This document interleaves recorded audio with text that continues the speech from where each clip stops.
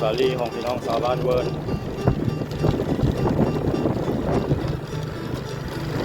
ก็เป็นหาดทรายเนาะมีควายกำลังกินน้ำควายกำลังอยู่เต็มอยู่แคมน้ำเลยไม้ขามน้ำเซบังไฟเนาะไปบ้านนาฮีมาเบากินเนี่ยตัวนึงหิวข้าวนี่ได้ปะ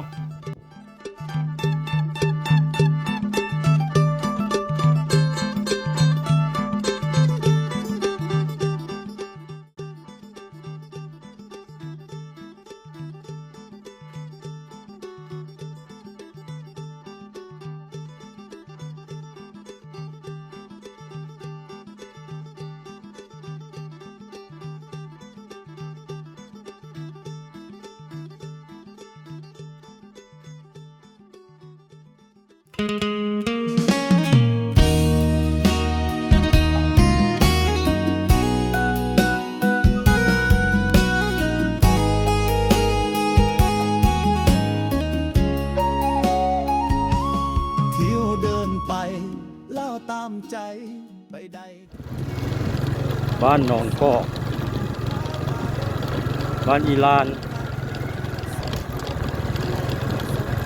เป็นเมืองมหาไซเนาะที่ว่าเมืองยมราชเลยผัดบ้านท่าพระบ้านห้วยเย็นผัดเมืองยมราชเขตนี้ผัดขึ้นกับมหาไซเนาะงงวะตามเส้นทางนี้มีหลายบ้านพี่น้องไปทางหน้านี่มีบ้านเวิร์นบ้านนาคายบ้านนาฮีขึ้นกับเมืองมหาไซเนาะโอ้ยเข้าใจผิดมาตลอดคลิปก่อนๆต้องขอโทษขออภัยเนาะที่เราสอนว่าขึ้นกับเมืองยมราชโมแมนนี่ก็ลมแห้งพี่น้องเลยต้องขอโทษขออภัยเนาะเสียงลมดังเข้าโทรศัพท์ที่เป็นบ้านนาคายหนองกอกทำยิดละบ้านอีลานหนองกอกนาคายที่ลองเอาเป็นเพชรสวนสาลีงามขนาดบ้านที่เทียบแคมน้ำเสบังไฟทั้งหมดเนาะเส้นทางเส้นนี้ลัดทอดบ้านไทยนาแดนเป็นบ้านดังบ้านท่องเที่ยวเนาะในเมืองยมราชปีไม้ลาวเนี่ยมีวงดนตรีมีการเล่นน้ำทางบ้านนาทานแล้วก็บ้านไทย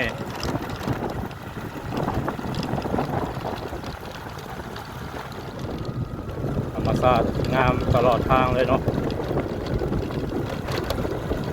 ติดตามเขาส้มไปน้ำกันพี่น้องเลย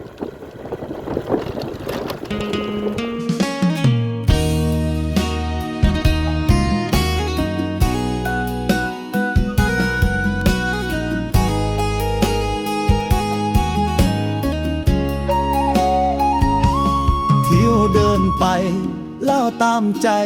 ไปได้ทุกที่เที่ยวธรรมศาสตร์ภูผาป่าดงท่องให้ท่องนะเที่ยวสอนนับบทไปกับสอนอ่อนทัวเบาสอนขอวอนให้กำลังใจช่วยกดไลค์กดติดตามกดกระดิ่งขอสัญญาจะหาคลิปดีๆในชีวิตนี้ขออยู่เคียงข้าง FC เมืองลาวยังมีสิ่งดีๆไปได้ทุกที่ขอเพียงท่านต้องการจะเนื้อเลือดใต้พร้อมเดินไปทุกเส้นทางเธอจะลำบากขอไปเพื่อ FC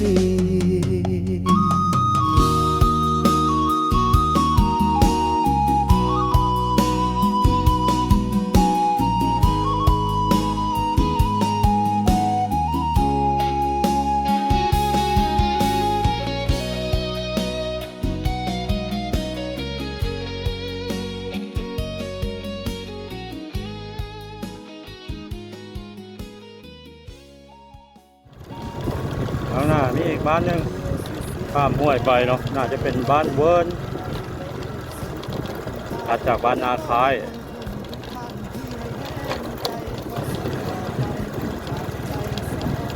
หัวเล็กหัวไม้ผสมกัน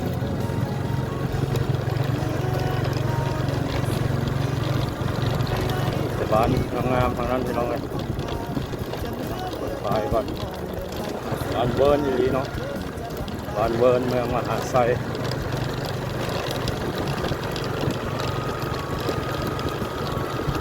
บ้านเวิร์นในแขวงขมวนในบ่าวสอนมูมี3บ้านเนาะบ้านเวิร์นขึ้นกับเมืองท่าแขกบ้านเวิร์นสนั่นเมืองเซบังไฟแล้วก็บ้านเวิร์นเมืองมหาไซ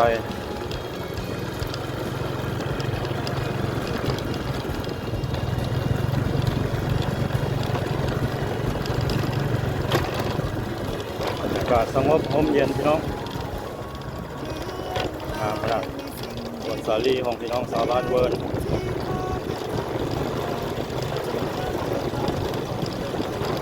สารบ้านซองของเพิ่นก็มีแต่เรือนหลังใหญ่ๆงามๆเนาะ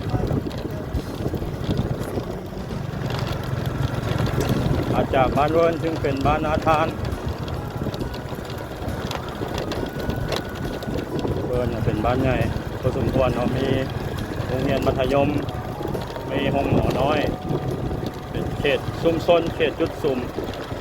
อยู่ในเขตนี้เนาะ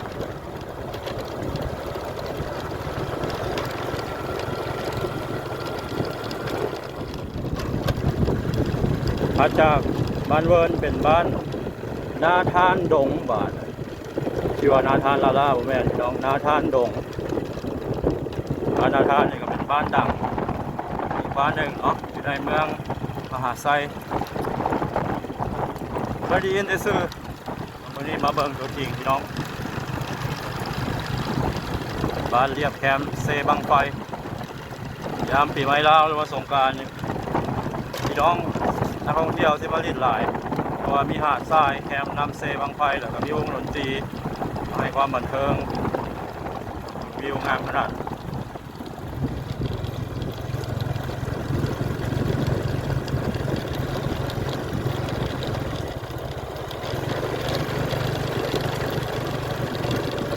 สวนสาลี่สวนแตงหลายขนาดเลย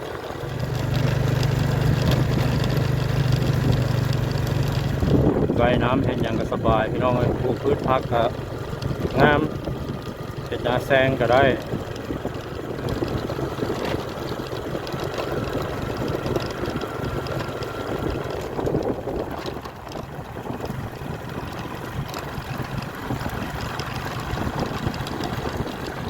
ที่วัดประจำบ้านนาทานดง